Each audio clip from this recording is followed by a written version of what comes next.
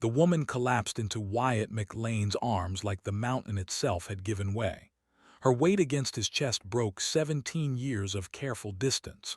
Her blood soaked through his shirt. Her breath came shallow and quick. He hadn't touched another soul since Sarah died. The woman's dark hair spilled across his forearm. Apache, he could tell from her beadwork and the way she'd braided leather into her hair. A gunshot wound painted her shoulder crimson. Her fingers clutched a worn leather pouch against her ribs.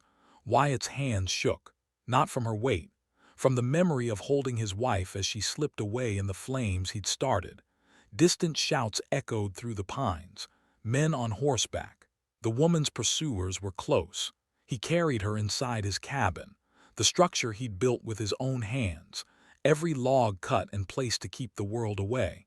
Now the world had found him anyway. Her eyes fluttered open as he set her on his rough-hewn table, dark eyes that took in everything, the sparse furniture, the medical supplies he kept in glass jars, the careful way he avoided meeting her gaze. She tried to sit up. Pain dropped her back down. "Bad men," she whispered, "coming." Wyatt pressed a clean cloth against her shoulder wound. She bit back a cry. He'd learned field medicine during the war, before Sarah, before he'd sworn off helping anyone ever again. How many? 6, maybe more. The woman studied his face while he worked. Her eyes held intelligence and wariness in equal measure. She was testing him, measuring his intent. "You have a name?" "Willa," she shifted, protecting the leather pouch. "You." "Wyatt McLean." Recognition flickered across her features. Everyone in these mountains knew the stories. The hermit who'd lost his mind. The ghost man who traded furs but never showed his face. The grizzly. He didn't correct her. The name fit his isolation well enough. Outside, hoofbeats drummed closer. Wyatt moved to the window. 6 riders approached through the morning mist. White men in military-style coats. Their leader sat his horse with the bearing of someone accustomed to command. The leader raised his hand. His men spread out in a circle around the cabin. "Mountain Man," the leader called. "We're tracking a fugitive Apache woman, wounded.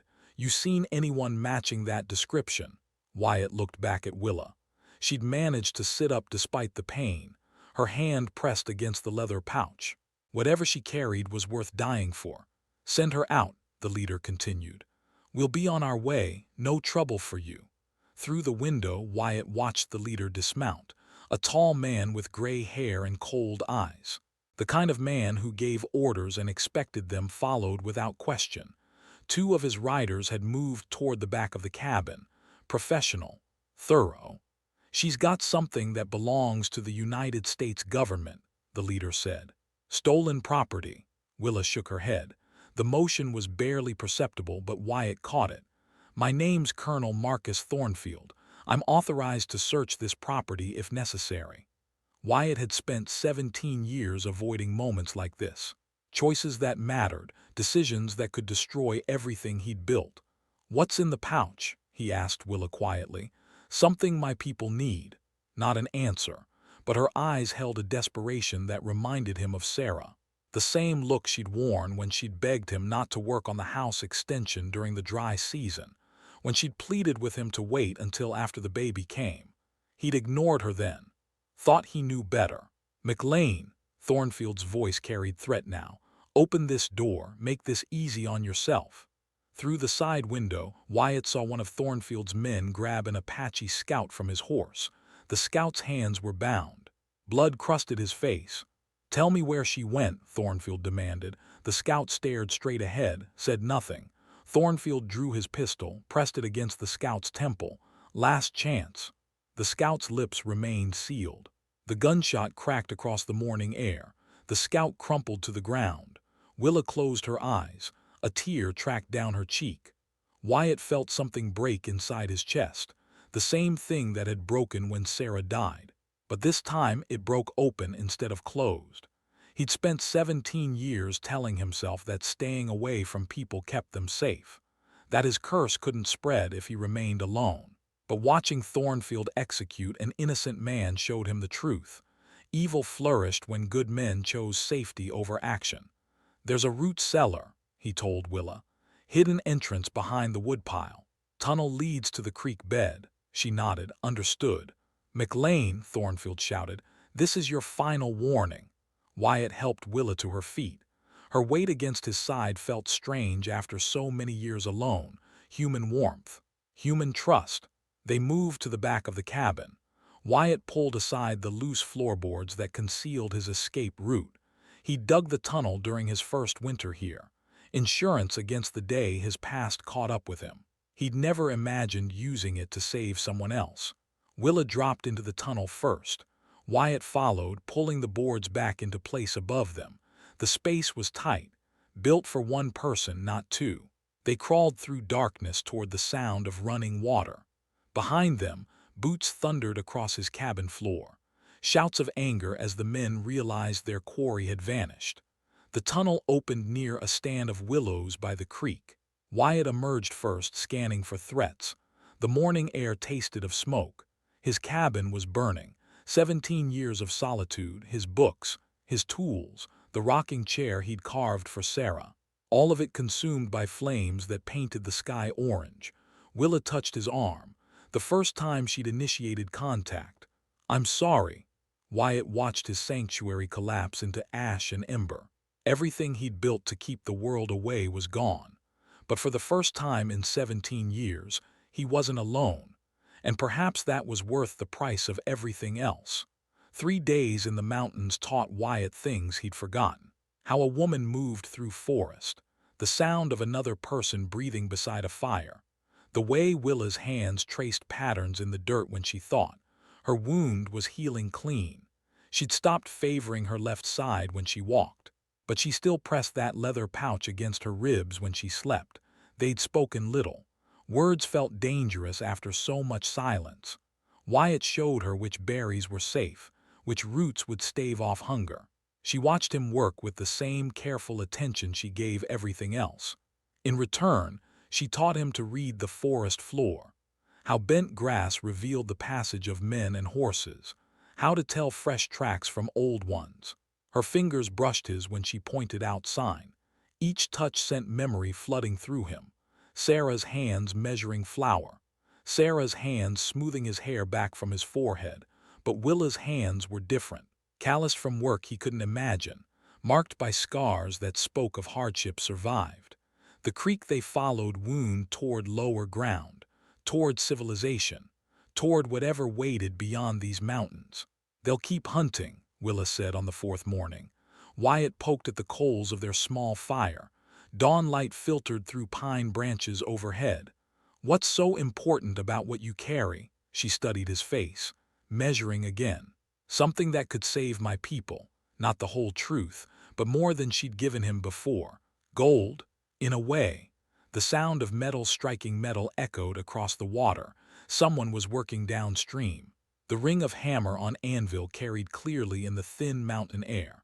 Wyatt motioned for silence. They moved toward the sound through scattered boulders that offered cover. A black man worked at a portable forge beside the creek. His shirt was off despite the morning chill. Sweat gleamed on his dark skin as he shaped horseshoe iron. A wagon sat nearby, loaded with tools and supplies. The man looked up as they approached. His eyes took in Wyatt's wild appearance and Willa's Apache clothing. His hand moved closer to a heavy hammer. "Morning," the man said. His voice carried the careful politeness of someone accustomed to measuring strangers quickly. "You're a long way from anywhere," Wyatt replied. "Traveling Smith. Name's Amos Johnson. Most folks call me Dusty." He set down his hammer but kept it within reach. "You two look like you've been moving hard." Before Wyatt could answer, gunshots cracked through the forest behind them. Shouts followed. Thornfield's men had found their trail. Dusty's demeanor changed instantly. The careful politeness vanished. His movements became sharp and purposeful. "How many?" "6, Willa said. Dusty nodded toward his wagon. "Get behind there, keep your heads down." He selected a long-handled sledgehammer from his tools, tested its weight. When he moved, Wyatt glimpsed something underneath the careful civilian manner. Military bearing, combat experience. The first rider appeared through the trees at full gallop. Dusty stepped into the open. The hammer caught the man across the chest and swept him from his saddle. The second rider tried to bring his rifle to bear. Dusty's hammer shattered the weapon and the arm holding it. "This way," Dusty called. They ran upstream, leaving the forge and wagon behind. Dusty moved through the terrain with the same sure knowledge Wyatt had of his own mountains. More shots rang out, but the sound grew distant. An hour later they stopped to catch their breath in a grove of aspens. The leaves whispered secrets overhead. "Why help us?" Willa asked. Dusty wiped sweat from his forehead. "Man learns to recognize trouble. You got the kind that follows innocent people." Wyatt studied the way Dusty carried himself, the way his eyes constantly scanned their surroundings. "You were a soldier. Once upon a time." No elaboration, but understanding passed between them. Men who'd seen war carried it differently than men who'd only heard stories. They traveled together for 2 more days. Dusty proved himself with every mile. He knew which trails would hide their passage, which water sources were safe, how to build fires that gave heat without smoke. More than that, he knew how to fill silence without breaking it, how to give people space while still watching their backs. On the 6th night they reached Evie O'Hara's trading post. The building sat in a clearing like a ship becalmed on grass ocean. Light spilled from its windows. The sound of voices drifted out. Evie met them at the door, a woman with red hair and sharp green eyes that missed nothing. She looked at their travel-worn clothes and dusty faces and stepped aside without questions. "You'll be wanting rooms and a meal," she said. "And news, I'd guess." The common room held a handful of travelers, trappers, a circuit preacher, a family heading west in a wagon that had seen better days. Evie led them to a table in the corner, brought stew and bread without being asked. The food tasted of civilization after days of berries and creek water. "Colonel Thornfield came through yesterday," Evie said quietly. "Him and his men asked about Apache fugitives." Willa's spoon stopped halfway to her mouth. "What did you tell him?" Wyatt asked. "That I mind my own business, but you should know he's hired Comanche trackers. They'll find sign you didn't even know you left." The words settled over them heavy as storm clouds, turning tribe against tribe, making enemies of people who should have been allies. "There's more," Evie continued. "He's got papers from the territorial governor, claims he's tracking stolen government property." Willa's hand moved to her leather pouch. Wyatt caught the gesture. "What kind of property?" Dusty asked.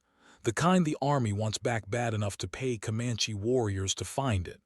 Later, when the common room had emptied, they sat by the dying fire. Wyatt found himself watching the way firelight played across Willa's face, the strong line of her jaw, the careful way she held herself even in relative safety. She caught him looking. Neither of them looked away.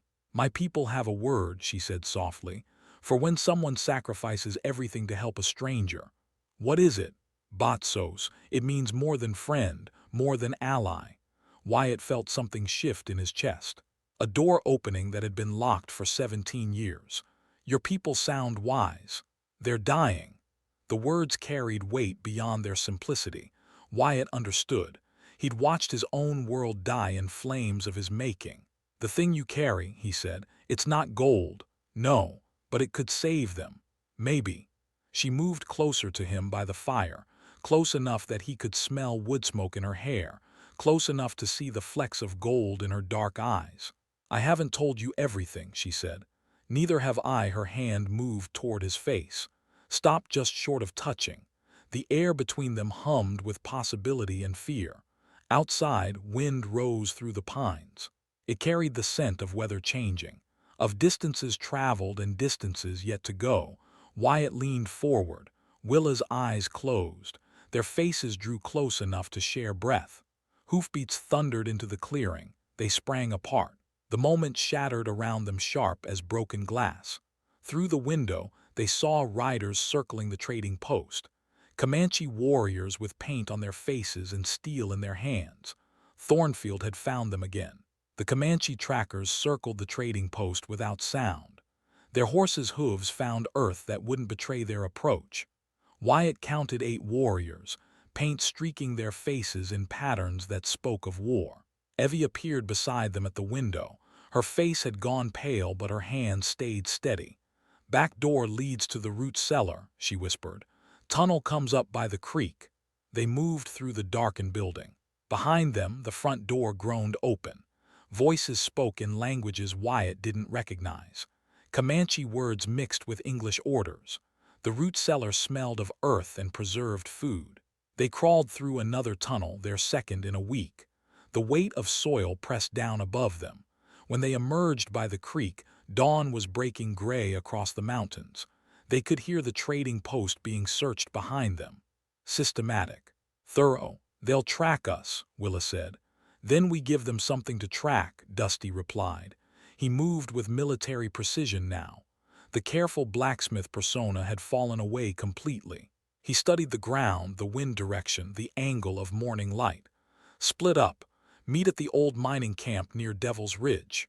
"You know it," Wyatt nodded. Everyone in these mountains knew the abandoned silver mine. 3 days, Dusty continued. "If someone doesn't show, assume the worst." They scattered like seeds on wind. Wyatt and Willa took the high trail that wound through granite peaks. Their breath misted in the thin air. Behind them, the Comanche would find 3 separate sets of tracks to follow. For 2 days they climbed higher than eagles flew. The world spread below them, vast and empty. No signs of pursuit. No sounds but wind through stone.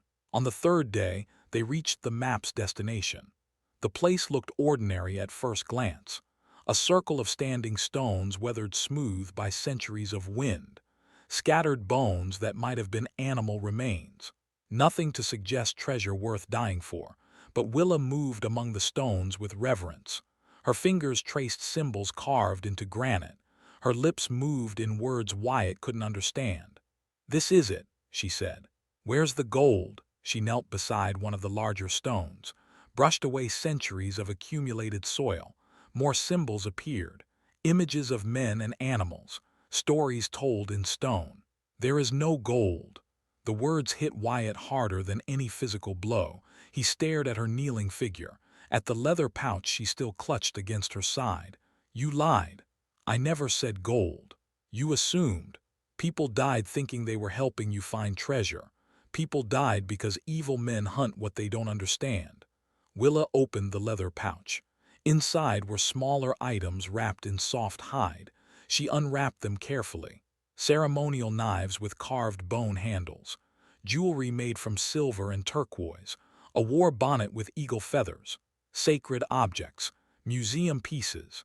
Things that belonged in display cases, not buried in mountain soil. "My ancestors rest here," she said. "These are their grave goods. White collectors pay fortunes for such things." Wyatt understood then. The weight she'd carried. The impossible choice between preserving her people's sacred places and saving their lives. "Your father doesn't know." "My father sent me. Chief Redfeather knows his daughter might have to choose between honoring the dead and protecting the living." She stood, holding one of the ceremonial knives. Sunlight caught the silver blade. "I've been running from this decision for weeks. Selling these could buy my people safe passage to better lands, but disturbing this place would curse my soul. There has to be another way. Tell me what it is." Wyatt had no answer. He'd spent 17 years running from impossible choices. Now he was watching someone else face one.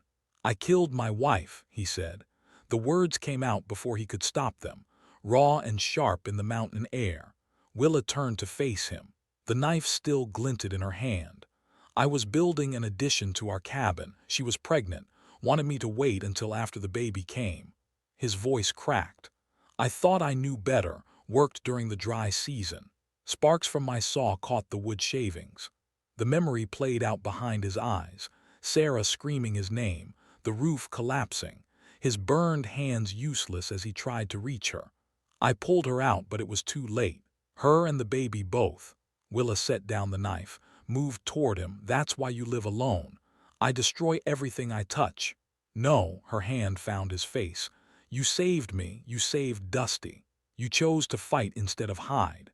Her touch burned away 17 years of self-hatred. For the first time since Sarah died, Wyatt felt something other than guilt when he thought about the future. "Sarah would want you to live," Willa said.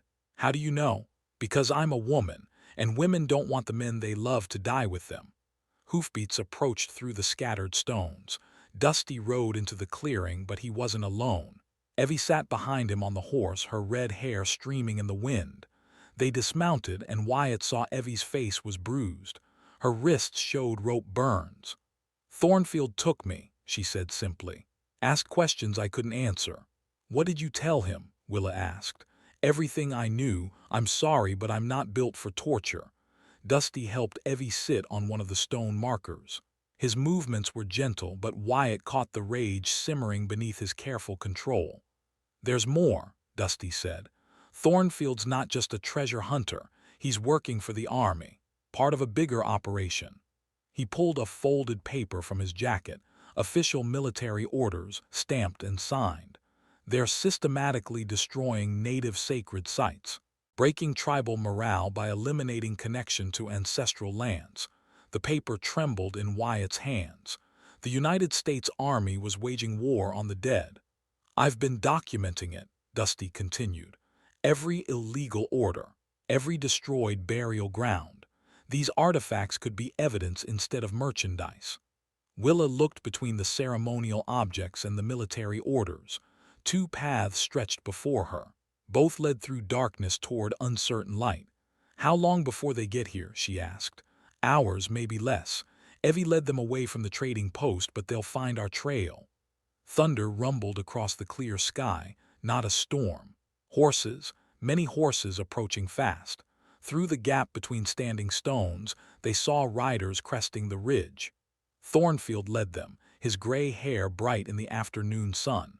Behind him rode 20 soldiers in blue uniforms. The sacred burial ground was surrounded. Thornfield's voice carried across the wind, cold and certain of victory.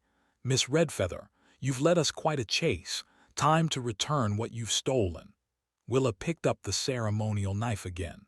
Her knuckles went white around the carved handle. "My ancestors chose this place to rest eternal. I won't let them be scattered for gold." But Wyatt saw something else in her eyes. A plan forming, dangerous and desperate. The kind of plan that ended with good people dead and sacred ground desecrated anyway. Unless someone found a third option in the narrow space between surrender and destruction. Thornfield's men formed a circle around the sacred stones. 20 rifles aimed inward at 4 people who'd run out of places to hide. The afternoon sun painted everything the color of old blood. "Sergeant Mills," Thornfield called to one of his men, "secure the artifacts." A young soldier stepped forward. His uniform was too clean, his face too soft for the work he'd been ordered to do. Dusty moved between the soldier and Willa. His stance shifted into something that belonged on battlefields, not burial grounds.